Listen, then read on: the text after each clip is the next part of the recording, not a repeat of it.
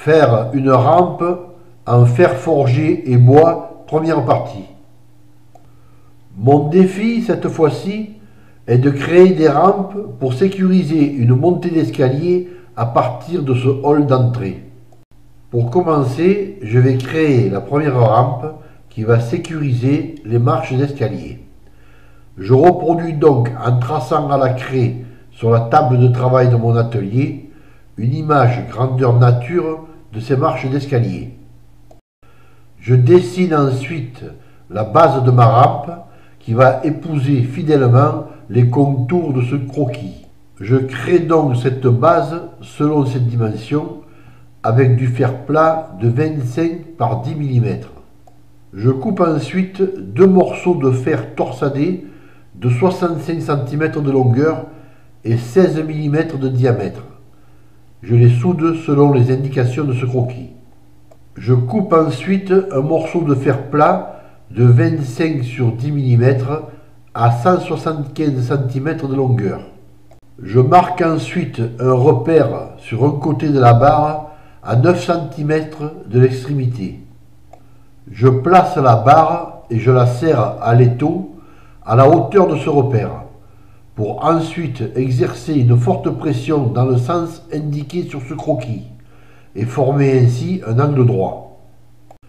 Je mets en place ensuite la barre en forme de crosse sur la base et je la soude. Je vais faire en sorte que cette petite rampe soit démontable, au cas où il serait nécessaire de faire passer des meubles ou objets de taille importante. Pour cela, je vais créer un système de pattes de fixation vissées sur les pattes de scellement. Je fabrique deux pattes.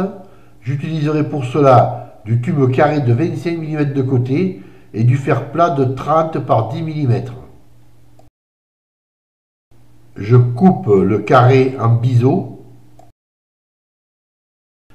J'habille ensuite ce tube carré coupé en biseau avec du fer plat de 30 par 10 mm. Ces premières pattes seront soudées sur la base. Je fabrique ensuite les deux pattes de scellement composées chacune de trois morceaux de fer plat de 30 par 10 mm que je soude ensemble pour faire épaisseur. Je perce ensuite de part en part les premières pattes qui seront soudées sur le châssis. Puis je les présente sur les secondes pattes, celles qui seront scellées dans le mur, et je marque la position des trous. Je les perce ensuite de part en part, et je taraude ces trous à l'aide d'un tourne à gauche d'un tarot pour pouvoir visser les premières pattes. Après cela, je soude sur ces pattes les ancrages qui iront dans le scellement. Je les mets de côté pour le moment et je passe à la suite.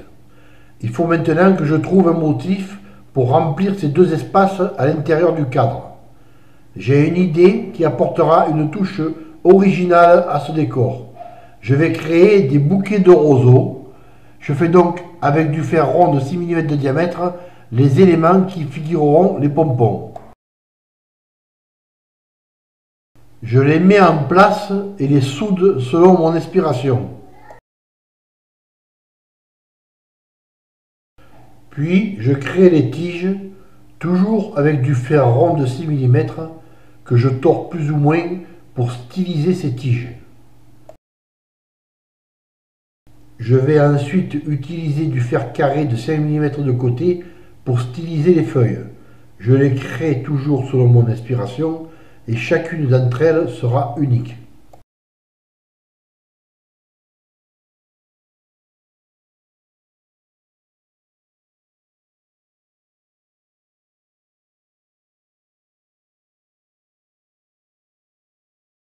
Voilà, le décor est maintenant terminé. Je vais souder les pattes de fixation sur le châssis. D'abord d'un côté, puis de l'autre.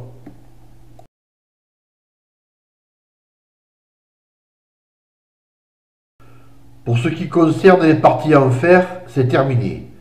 Je vais donc appliquer quelques couches de peinture spéciale fer. en l'occurrence de la résine anti-rouille. Pour cela, je vais utiliser mon pistolet pneumatique. Une fois peint et sec, je prépare le châssis pour recevoir la main courante en bois. Je n'ai malheureusement pas de formation d'ébéniste et je n'ai que peu d'outils correspondant à cette spécialité. Aussi, je vais créer la crosse au bout de la rampe avec les moyens du bord.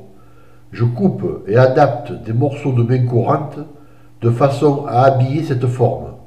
Je perce auparavant sur la crosse des trous disposés de façon à correspondre à l'emplacement de chaque morceau de main courante que je vais fixer. Je commence par un premier morceau.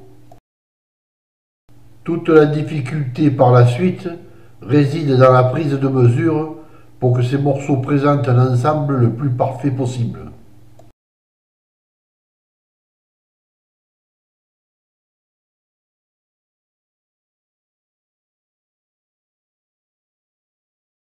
Je fixe le dernier morceau de la crosse ainsi que la partie horizontale pour terminer l'ensemble.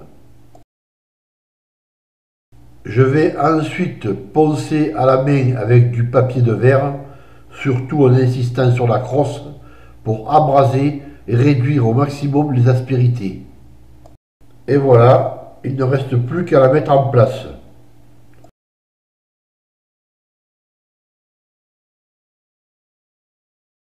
La voici en situation réelle.